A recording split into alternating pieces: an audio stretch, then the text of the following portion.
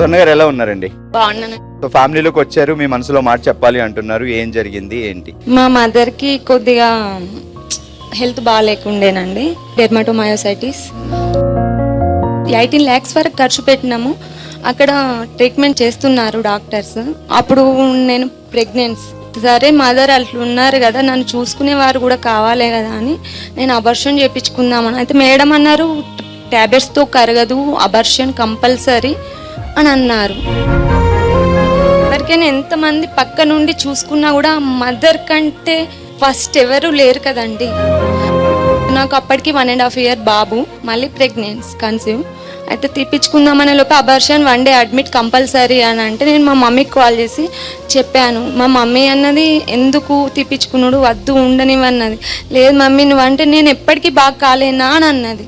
లేదు మమ్మీ అంటే సరే నేను వినట్లేదు, తను ఎంత చెప్పినా తీపించుకున్నా అంటే సరే తీపించుకునేవు.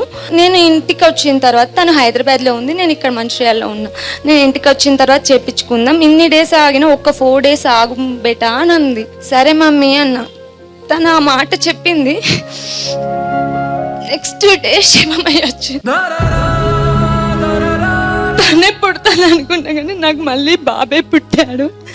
తను చెప్పకపోతే నాకు ఇప్పుడు నా చిన్న కొడుకు ఉండేటోడు కాదు.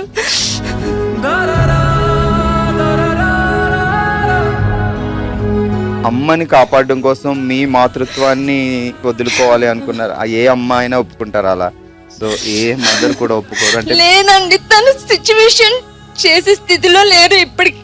ఎవరైనా పక్క వారు చూసుకుంటారు. ఇప్పుడు తోటికోడళ్ళైనా సిస్టర్స్, మా అక్కయ్య వాళ్ళైనా అందరు చూసుకుంటారు. కానీ ఫస్ట్ ప్రిఫరెన్స్ ఎంతమంది చూసుకున్నా మదర్ తర్వాతనే కదా.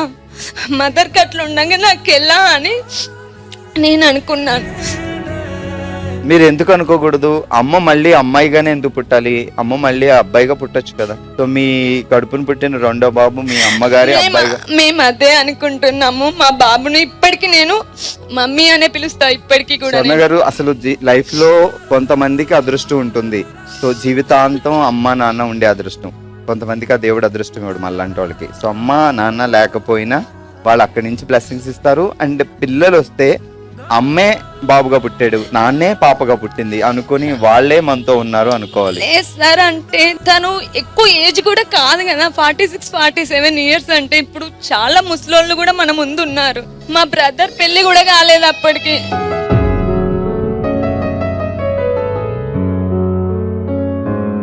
ఇప్పుడు తమ్ముడు మ్యారేజ్ అయిందా? తమ్ముడు మ్యారేజ్ అయింది, అక్క ఉంది, అక్క తమ్ముడు నేను.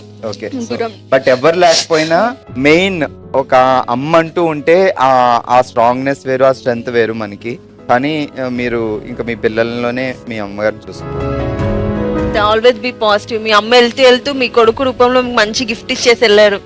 ఎప్పుడు వాటిలో చూసుకోవచ్చు మీ అమ్మని. చాలా హ్యాపీగా ఫీల్ అవ్వండి, స్ట్రాంగ్ ఉండండి ఎప్పుడు అడగకుండా. ఓకే స్వర్ణ గారు, సో ఇది మన ఫ్యామిలీ. మీకు ఒక అక్క ఒక తమ్ముడా? సో ఇప్పుడు 2 సిస్టర్లు 2 బ్రదర్లు ఉన్నారు ఇక్కడ, ఇది ఫ్యామిలీ కాబట్టి.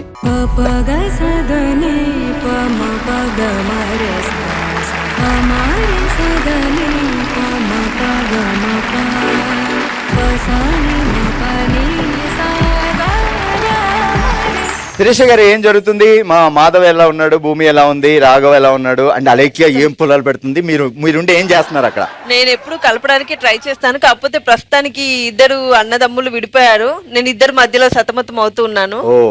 మా అమ్మ హాస్పిటలైజ్ అయ్యి బెడ్ పైకి వెళ్ళిపోయారు. ఉన్న కష్టాలన్నీ మా సీరియల్లోనే ఉన్నాయి. ఒక ఫ్యామిలీలో జరిగే సిచ్యువేషన్ లో చూపిస్తున్నారు కాబట్టి సో డెఫినెట్ గా ఫ్యామిలీలో ఎమోషన్స్ ఉంటాయి, హ్యాపీస్ ఉంటాయి, అన్ని ఉంటాయి. సో అందుకే అంత అద్భుతంగా రెస్పాన్స్ వస్తుంది మా ఇంటి దేవత. సో ఇంకా మంచి మంచి కంటెంట్ తో మమ్మల్ని ఎంటర్టైన్ చేయాలని కోరుకుంటున్నాం. మీరేం చెప్పదలుచుకుంటున్నారు ఆడియన్స్? ఏ ఫ్యామిలీ అయినా, ఏ రిలేషన్షిప్ అయినా గొడవలు కామన్ గా అవుతాయి. కాకపోతే ఆ గొడవల్ని పక్కన పెట్టేసి మనుషులు మాత్రమే ఇంపార్టెంట్ అనుకుని త్వరగా కలిసిపోండి.